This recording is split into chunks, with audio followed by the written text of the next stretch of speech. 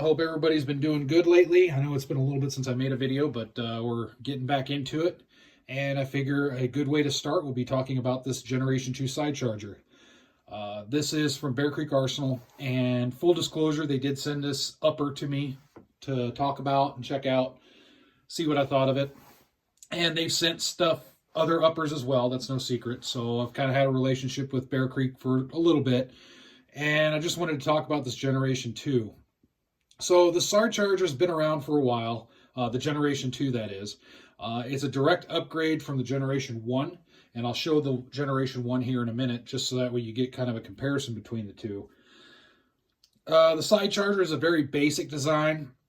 It gets rid of that rear charging handle for those that may want more of an AK type of manual of arms, for lack of a better term. It's a very simple manual of arms. You can see it right here. It's a good configuration if you're wanting something just a little bit different. If you don't just want the same old AR-15, maybe you want a slightly different type of upper for whatever reason, a side charger is a good way to go. It does have its quirks though. One thing about the side charger is with the Generation 2 and with the first generation, these models specifically from Bear Creek, you do need a tool to take them apart. You can see right here, there's a little bolt right there. You do need an Allen key to take that off in order to pull that out, so that way you can actually pull the bolt out of the upper receiver. That doesn't bother some people. It doesn't bother me, but just know that if you're going to have this rifle for any type of serious use, you're going to need tools to be able to deal with that. So this design right here, again, this is an upgrade from the Generation 1. And what I'll do here is I'll just kind of show the Gen 1 right here. I'll show the bolt on the Gen 1. So there's the Generation 1 side charger. Good design, knurled bolt right here. Everything's good, but one thing about this is it tends to get loose as you fire it. There are things that people have done to try and either put like a little bit of blue Loctite in or tightening it down, but just over time it starts to loosen up. If you lose this, you lose the ability to manually operate the bolt because there's nothing else. You have to sit there and poke something in and whatnot. The gun will still operate. You just lose that capability of operating the bolt manually, all that good stuff. So while a good design, it did need a little bit of upgrade. So Bear Creek decided, after looking at things, this is their answer. And this does upgrade things. I do like, this kind of gives it a very AK feel. It's perfect to hook a finger in and charge, whether it's your strong hand, support hand, doesn't matter.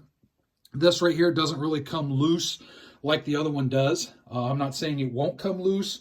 I'm just saying that it doesn't come as loose as easily. That's one thing I've noticed, and that's probably my one, I guess, criticism that I could put down against the side chargers, especially the Gen 1, is those bolts tend to come loose. It is what it is. It's part of the design, so just know that. If you're going to have one of these rifles, and let's say it's going to be your main rifle, you're going to use it for camping or self-defense or anything like that, just know that that's something that you have to look at. This mitigates it. I do like this design better. The finger hook right here, it's a little bit of a better design. It could still be used as a forward assist. It's not as bulky. This design right here does help keep things tight like it needs to be. In the back, they added an O-ring because this piece right here does rotate because it plugs the area where a charging handle would be, so you can screw it out, and you need to screw it out actually in order to disassemble to take the bolt out. They put a little O-ring in there. I believe that was by customer request. I don't think it's needed, but it's certainly not it doesn't get in the way of anything, so no worries there for me.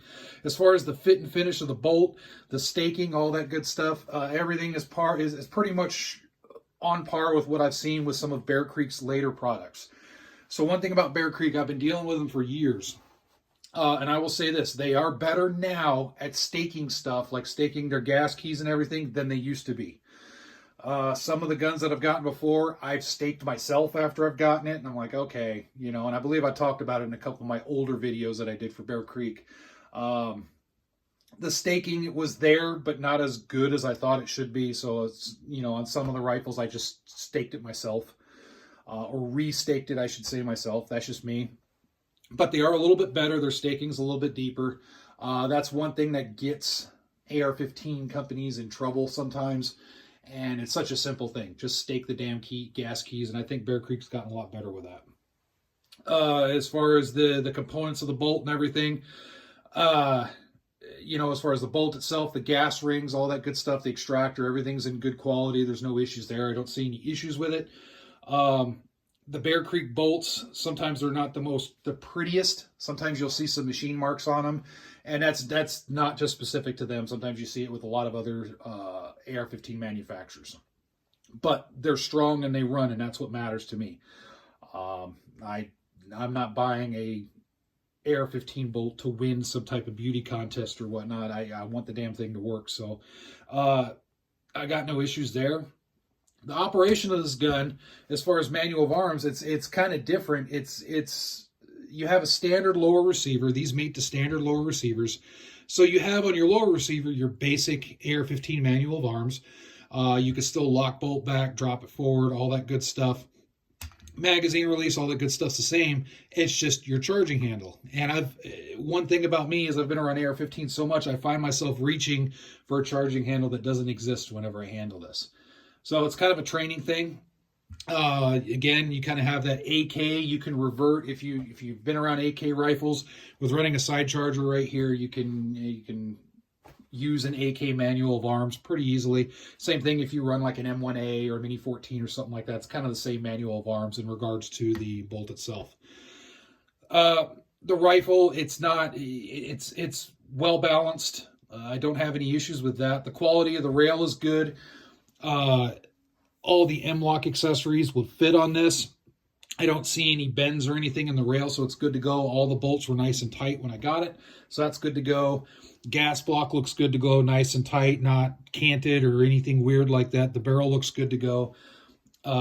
Nice tight fit between rail and the upper receiver, and it's just little things I look for that tells me a story of the upper receiver. So everything looks good, especially when you think about these are more budget priced type components. This rifle right here, this is not competing with Knight's Armament or Daniel Defense or anybody like that or LMT or whatnot. This is a budget priced AR-15, and it's something that you can, most people, if they're looking to get a basic rifle for whatever reason, they can afford. This one I have it kind of set up as a 5.56 DMR of sorts. I have an enforced light on the front. I've got a nice flash hider. I have a Monstrum Tactical LPVO on top of there, 1-4. So I have it kind of set up as a DMR just for this build. But you can set it up in any way you want. It's pretty cheap. You go through Bear Creek and you can get an Anderson or an Arrow lower. You could build your own. You could put some basic iron sights on it and throw a basic flashlight on it. And for really inexpensive, $500-600 nowadays, maybe just a hair more depending on what you're getting, you can get a good basic rifle that you can use. So I think that's really important. So in any case, this is just kind of a basic, just overview of the gun.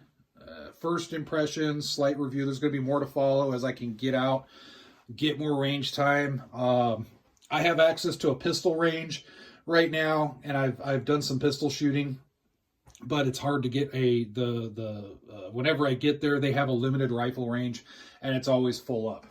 And when you have a full up indoor rifle range, it's sometimes hard to throw a video camera on just the way it's configured. I don't want to get other people in the video and all that stuff. The outdoors areas that I shoot at are full of snow right now, so they're kind of inaccessible. So more to follow on this as I can get out and put some rounds through it. But overall, the machine works good to go. Bear Creek overall, for what they are, has been pretty good. And I'm not just saying that because they've sent me uppers. They're certainly not perfect. There's little quirks, like I said, for a while. Their staking on the gas keys left a little bit to be desired, but they fixed that, and they kind of went with a different process, it seems like. So they're doing really good. For what they are, I like the product that they're putting out. It's just a basic AR-15. Their barrels are good quality. A lot of people don't realize that Bear Creek does a lot of work at just the barrels. There's other AR-15 builds that are out there that are running Bear Creek barrels. They just don't realize it. So the barrels themselves are pretty good. Again, you know, what I encourage people to do is not just base their decision on my video alone. Look at this video, take it for what it's worth, then go do your research on YouTube and start looking at other people's videos, because then you start getting a picture. So if you look at Gen 2 side chargers on YouTube, you look at this, and this review is going to be overall positive. You know, it's not groundbreaking by any means, but it's a positive. For a different manual of arms, it's a good improvement over the Gen 1. So it's a good rifle. You could take this video and go, okay, this is kind of a positive video. Then I want you to go look at other videos and kind of get that full picture. If anybody has been having issues, go look for that, research it. That way you're making an informed decision, and that's really, really important for, you know, you're spending your hard-earned money, so you need to be able to make the most informed decision that you can. So, all right, that's enough yammering out of me. Feel free to leave your comments below, all that good stuff. You know, the same whole YouTube spiel, like, subscribe, all that good stuff. Leave your experiences with these side chargers. From what I've seen, they're overall pretty decent. They're pretty decent feedback from a lot of people, which is a good sign. But even if you have bad feedback, throw it on there. I like to see the full picture. All right, thanks a lot for watching. As always, stay safe.